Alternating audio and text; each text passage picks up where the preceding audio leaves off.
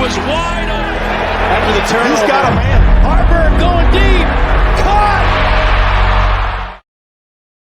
Today, we have some recruiting update and recruiting news, along with my offensive and defensive takes for this Husker team, as well as my special teams takes.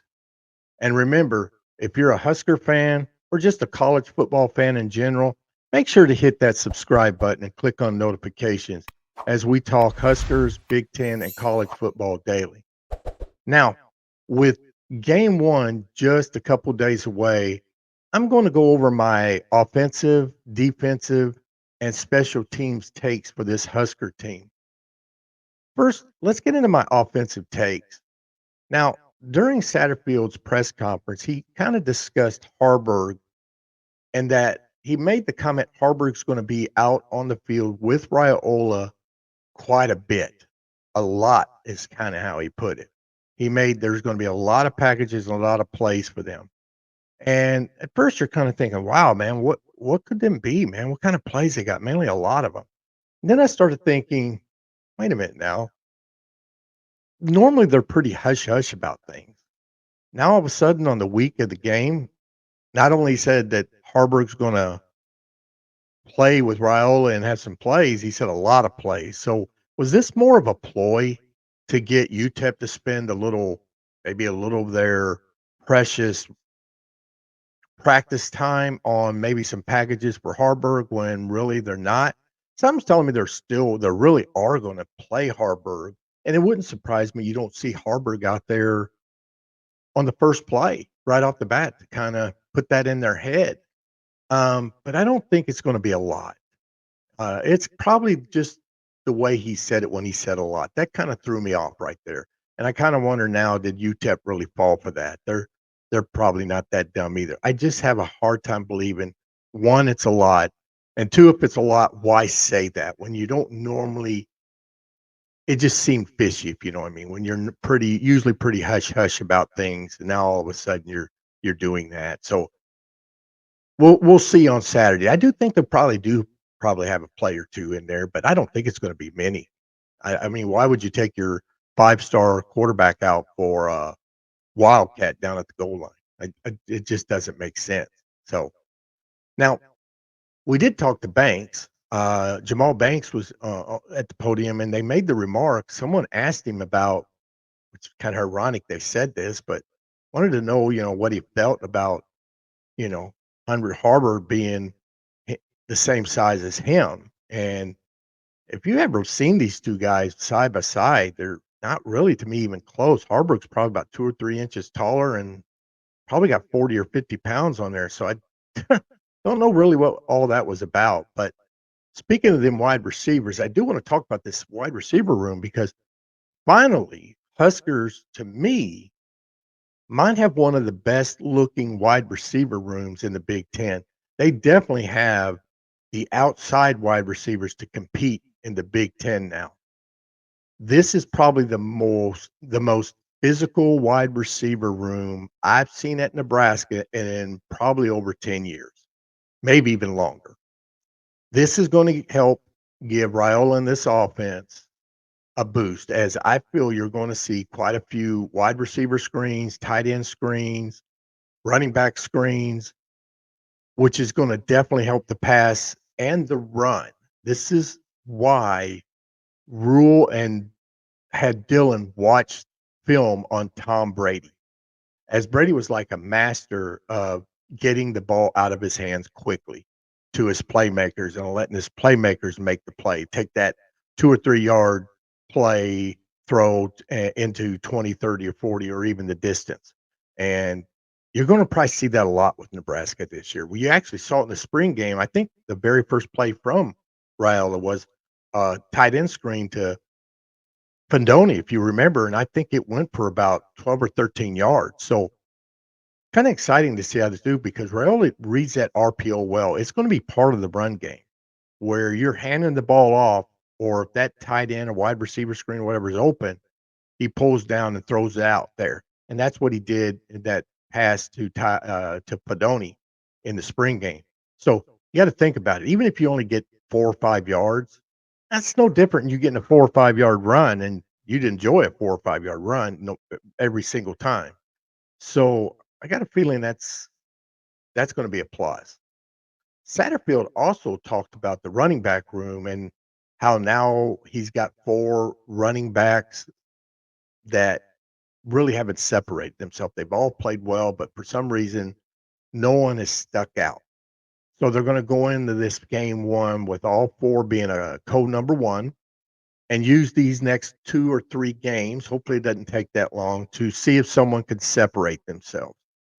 And he made the remark he doesn't want to play with 4 running backs. He's hoping 1 or 2 would separate themselves, maybe with a third special down back. So the question right now is who's going to be the one that come out in this first game? Who's going to start first? Who's coming out on the first play? My gut feeling is it's Emmett Johnson. He had it at the end of last year, and I feel he'll continue until someone sticks out. He not gonna lose it because no one's really stuck out. Something's gonna tell me it's gonna be Emmett. If not, then probably Ramir Johnson. Also, don't be surprised if Dodell isn't the one at the end of all this is the one that sticks out and wins the battle. He came in, had a little difficulty. People were wondering, oh, did is he not working out? But you got to think it was a new culture, new coaching staff, new playbook. Had to get the swing of things.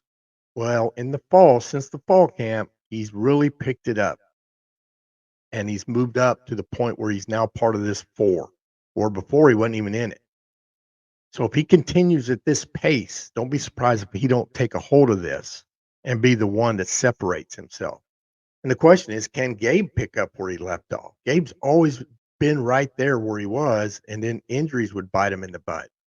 I mean, injuries have been such an issue for him. Is it in the back of his mind, sticking in the back of his mind about it? And he's got to kind of let that go. So it'll be interesting to see how he does and how he lets this go or if he doesn't let this go. Now, what about my defensive takes? The one thing we do know experience in defense wins games, and the Huskers have both. As this defense is experienced of a group you're going to find around the nation.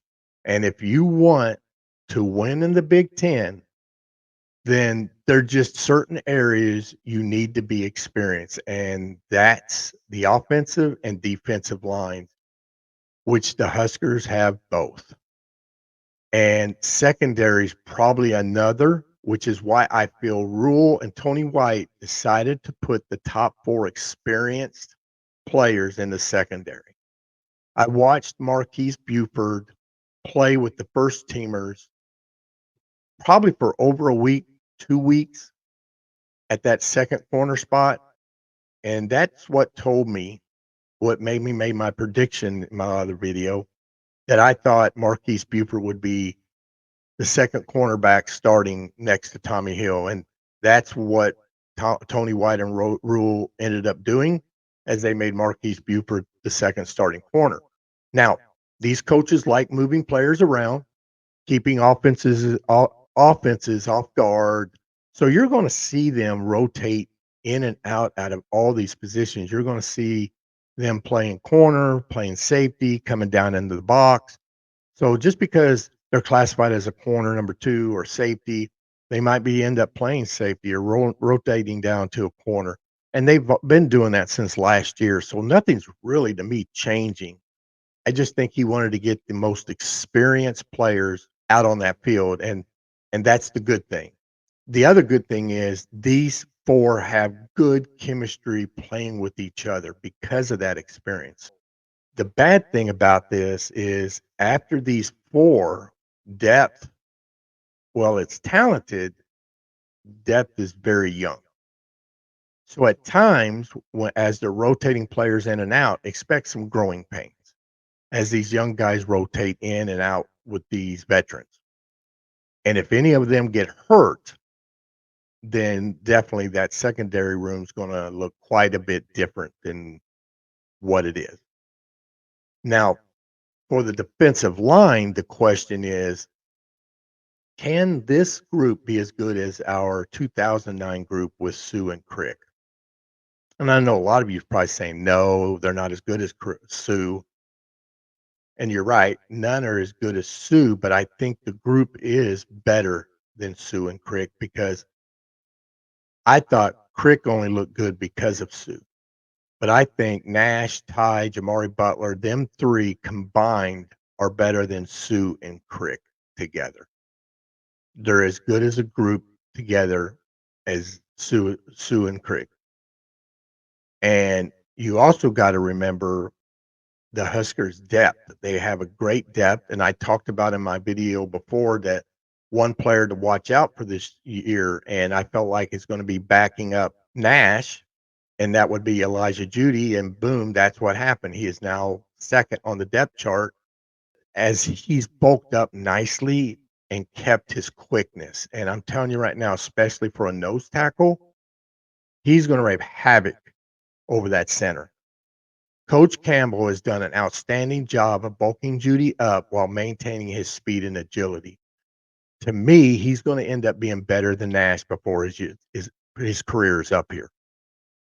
And you're probably going to start seeing some of this noise and plays this year. And remember, you heard it here.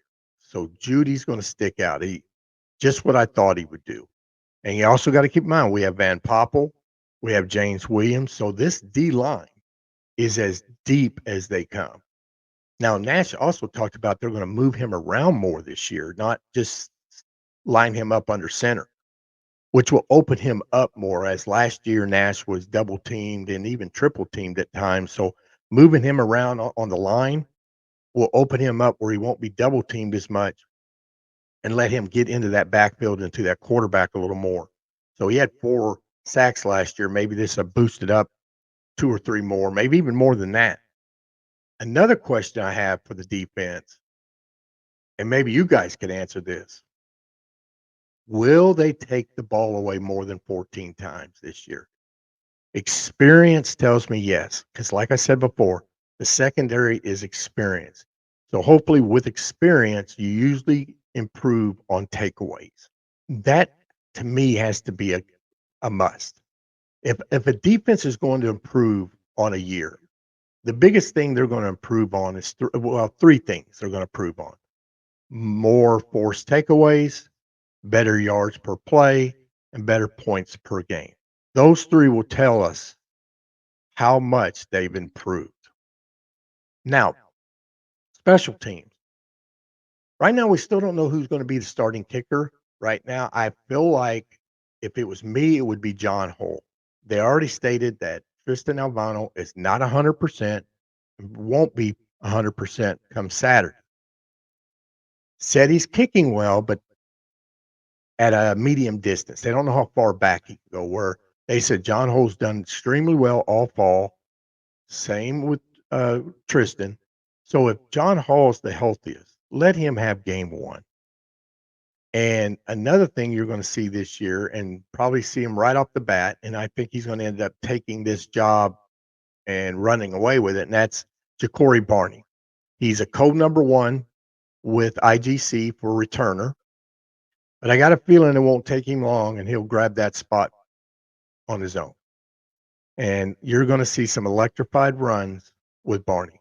The kid is fearless, and it's going to be exciting. So another key is Buschini, Brian Buschini. Is he going to be the punter we thought we were getting? Is he going to be that all-conference punter that when he came over we thought we were getting? And I've heard he's had a great summer and a great fall camp, and he's kicking better than he's been kicking. If we could get that, remember, Iowa's been doing it for years. Defense and special teams will win you a lot of football games, and you've seen Iowa do it. If we could get it, we got the defense, we get that special teams, get them where we can pin them deep, punt it down there and pin them deep, and then we're going to get a little more offense. We could surprise a lot of teams this year, and I got a feeling that's really what's going to happen. Now, let's get into recruiting news. I got some recruiting update as the Huskers pull off another surprise, grabbing and signing 6'4", 250-pound tight end from LSU, Mac Markway. And if you remember, Markway was a four-star tight end out of St. Louis, Missouri in that 2023 class. Now, there's still some questions on what exactly he needs to do and what needs to happen before he could play. So for him to play, say, in 2024, that's still up in the air. And I got a feeling even if he did come and play, he's going to probably only play 4 games. But to me, it's hard enough to come in here in January. And as you saw, like with Dowdell, to come in here and the different culture, different playbook, things like that. It's hard enough to come in January and do that, but to come in as the season's starting. So I don't expect to see Mark Wade play until probably next year in 2025. So also, guys, if you don't mind, leave a comment below. Let me know. Do you think the defense going to take the ball away more than 14 times? How do you think Raul is going to do in this first game? Them are questions I hear. I'm kind of wondering about. And don't forget, I'm going to have my prediction video coming out here probably later tonight. If not, it'll be first thing in the morning, where I go over UTEP's game and what you're going to expect and see from them. And trust me, they got some talented players on there. It's not going to be a walk in the park. And if we're not ready for them, trust me, they could upset us. So I don't think they will. But if we can't take care of the ball, you could also email me if you want at jeff@bigredcountry.net. And like always, don't forget to subscribe and click on notifications. And please smash that like button. I'd really appreciate it. Thank you, guys. Till that next video, go Big Red.